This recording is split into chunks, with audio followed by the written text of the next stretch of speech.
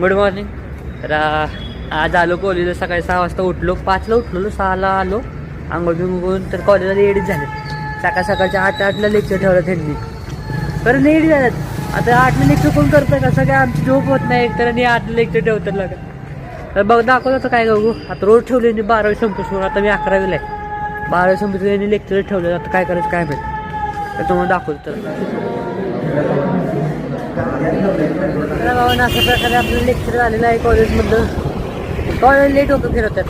Timing वेगळं, कधी पण वेगळं, काय पण वेगळं करतात. प्रॅक्टिकल एका टायमिंगला, किंवा टायमिंग एका टायमिंगला, लेक्चर एका टायमिंगला. लेट होतं फिरवतं. उगाच कॉलेजला ॲडमिशन घेतलं असं वाटतं.